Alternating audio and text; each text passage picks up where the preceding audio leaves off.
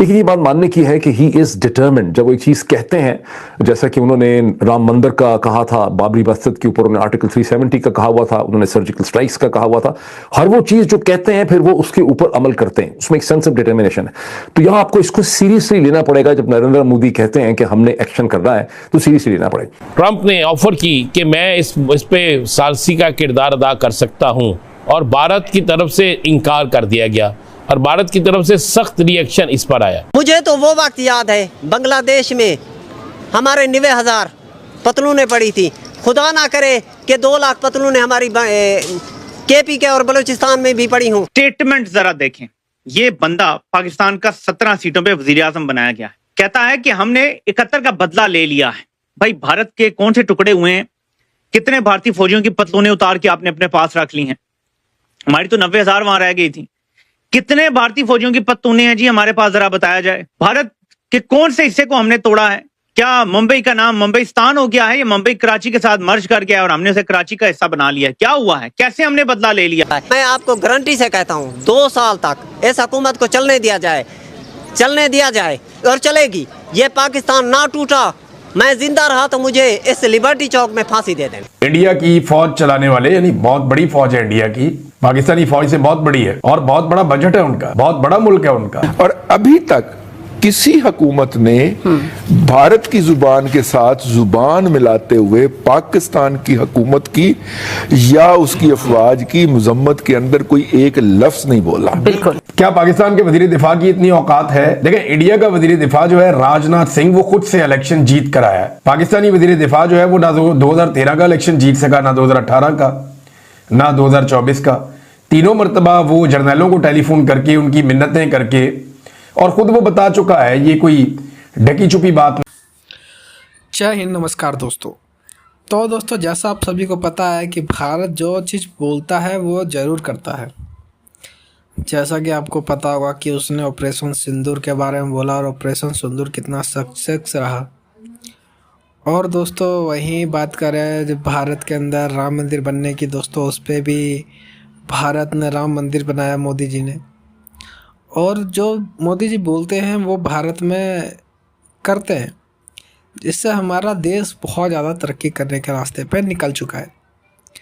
पर बात करें पाकिस्तान की, पाकिस्तान अवाम की, पाकिस्तान के जो वज़ीर आलम हैं दोस्तों, वो कभी भी ना तो कुछ कह पाते हैं, ना तो कर पाते हैं, और ना ही तरक्की कर रहे हैं।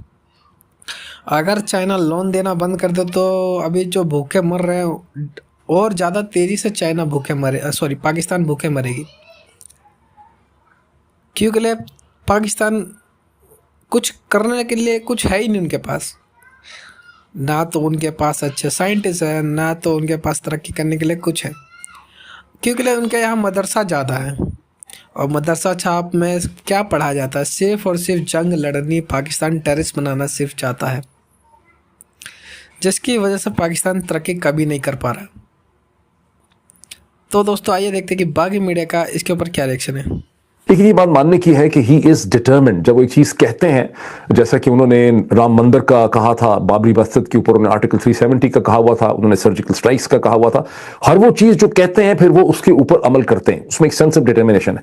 तो यहां आपको इसको सीरियसली लेना पड़ेगा। जब नरेंद्र मोदी कहते हैं कि हमने एक्शन करना है तो सीरियसली लेना पड़ेगा। अच्छा, अब ये हिंदुस्तान बहुत बड़ा मुल्क है, वहां पे 28-29 स्टेट्स हैं, वहां पर एक नैरेटिव शेप हो रहा है जिसमें स्टेट्स के चीफ मिनिस्टर हैं, उसमें कांग्रेस की लीडरशिप है, उसमें बीजेपी की लीडरशिप है, उसमें दूसरी जमातों की लीडरशिप है, और वो सारा नैरेटिव एक डायरेक्शन में जा रहा है कि आपको कुछ ना कुछ सब्सटेंटिव करना है, आप इस पे हाथ धरे नहीं बैठ। वो ये कहते हैं कि हमारे साथ बहुत हो गया, कभी मुंबई स्टॉक एक्सचेंज हो जाता है, कभी उड़ी हो जाता है, कभी कारगिल होता है, कभी पठानकोट होता है, पुलवामा हो गया, मुंबई के अंदर दहशतगर्दी हो गई, और हम सब कुछ करके देख चुके हैं। हमने 2016 में उड़ी के बाद हमने सर्जिकल स्ट्राइक को ग्राउंड अटैक करके देख लिया, पुलवामा के बाद सर्जिकल स्ट्राइक करके देख लिया। इसका मतलब यह है कि अब हमें कोई मुख्तलिफ चीज जो है इस स्टेज के ऊपर करनी होगी। पाकिस्तान इस वक्त हाई अलर्ट है, और हाई अलर्ट ऑब्वियसली इसलिए है कि इंडिया का ये पता नहीं चल रहा कि वो कब हमला करेगा, किस तरफ से हमला करेगा, कहां से हमला करेगा और कैसा हमला करेगा। इसकी रीजन ये है कि भारत की भी जो मशकें नजर आई हैं, जो एक्सरसाइज नजर आई हैं अभी तक, वो नेवी की भी उन्होंने एक्सरसाइज शुरू कर रखी हैं। वो हैवी डिप्लॉयमेंट जो है वो एयर बेसिस पर भी हो रही है, हैवी डिप्लॉयमेंट वो जो आपकी आर्मी है उसमें भी है। तो हर तरफ से उनकी भी ड्रिल्स जारी हैं। तो इसलिए ये समझ में नहीं आ रहा कि किस तरफ से हमला होगा। देखिए ना, हमला जिसने करना होता है उसकी तरफ से जो है ये पता चलना चाहिए कि कहाँ पे होना है, तभी आप अपने उस एरिया को प्रोटेक्ट कर पाएंगे। तो उस कंट्री के लिए मुश्किल ये होती है कि जिसके ऊपर हमला होना हो कि वो कहाँ कहाँ पर प्रोटेक्ट करे। वो सिर्फ अपने कैलकुलेशंस कर सकते हैं, अंदाजे लगा सकते हैं। जो एक वॉर की स्ट्रेटजीज बनाने वाले जो अथॉरिटीज हैं वो अपने तय उसकी कोशिश कर सकते हैं, अदरवाइज ये पता नहीं चल सकता कि कहां से हमला होगा। जैसा कि मैंने आपको पहले भी बताया कि कहा जा रहा है कि भारत की तरफ से जो ये हमला होगा ये कोई सिर्फ एयर स्ट्राइक जैसे कि पहले बालाकोट या इस तरह की हुई वैसा नहीं होगा, ये उससे कुछ बिगर है, उससे सिर्फ कुछ बिगर नहीं बल्कि बहुत बिगर होने जा रहा है। ठीक है, देखिए, अमेरिका को भारत की ज़रूरत है बिजनेस वजह के लिए, चाइना के वजह के लिए। ये दोनों जो है इम्पोर्टेंट रीजंस हैं। तो वो चाहता नहीं है कि कश्मीर के ऊपर उसके सब चीज़ मामले ख़त्म हो जाए। दैट इज़ नॉट, वो तो कभी कश्मीर क्या है, कश्मीर अमेरिका के लिए जी 80 साल हो गए हैं कश्मीर कश्मीर हम करते करते। देखिए, आपको पता है, मुझे पता है कि हमारे हमने सीटों गए, सेंटो गए, हर और बायलैटरल बेसिस दिया, जिधर गैरी पावर्स ने भी उधर से निकला था, और बायलैटरल बेसिस है, म्यूचुअल डिफेंस पैक्ट है। क्या एग्रीमेंट नहीं है और क्या सहूलत हमने अमेरिका को नहीं दिया है। हम लड़े हैं उनके लिए, मरे भी हैं।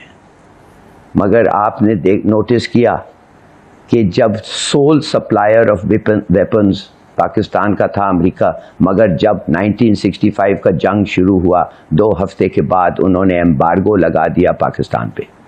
जंग के दौरान, जंग के बीच में, तो जब हमने उनको कहा कि यार तुम किस किस्म के दोस्त हो, जंग के दौरान, जंग के बीच में इतने सारे पैक्ट्स होके, कहते हैं नहीं हमारा जो जंग है वो कम्युनिस्ट के ख़िलाफ़ है और तुम्हारे इंडिया के ख़िलाफ़ नहीं है, और हमारा वेपन्स रोक दिया। और इंडिया का एक वेपन्स उस वक्त इधर से नहीं आ रहा था, रूस से आ रहे थे, और रूस धड़ाधड़ वेपन्स देता रहा। जब ये कहानी ठीक से कहानी लिखी जाएगी वो क्या हुआ और उसका नतीजा क्या हुआ, अभी भी हम ठीक से नहीं कह सकते हैं, इसलिए कि अभी तक थोड़े से फीलिंग्स हैं, सेंसिटिविटीज़ हैं, आप चौंक जाएंगे। और इस सारी वार में अफ़गानिस्तान की तरफ से कोई बयान, हमायत, मुखालफत, बिल्कुल कुछ नहीं हुआ, खामोशी छाई रही। आपको पता है कि जब पाकिस्तान बना था तो एक ही वाहिद एक मुल्क था जो पाकिस्तान के वजूद में आने के ख़िलाफ़ वोट दिया था यूएन में, पता है ना आपको, और वो था अफ़गानिस्तान। और आज आपको पता है कि हालांकि हमने अफ़गानिस्तान को हर किस्म की मदद दी, पनाह दिया, हमारे नौकरियाँ, हमारे लोगों को नौकरी, क्या क्या ड्रग, कलाशनिकोव, जो भी कल्चर आया, ये वो, कितने साल अमेरिका के साथ उनके लिए लड़ते रहे और किस किस मुल्कों के साथ लड़ते रहे। आप मुझे बताएं, आज तक उन्होंने ये कहा है कि ये जो लाइन है हमारे और तुम्हारे दरमियान में, इसको हम एक्सेप्ट करते हैं, ये हमारा शुक्र, हम आपको हमारा इतना आपको हम ओ करते हैं, इतना शुक्रिया करना चाहते हैं कि यार ये जो बॉर्डर है ये ख़त्म करो। बल्कि ये क्या बॉर्डर है, इसको बिल्कुल ही ये इसको बॉर्डर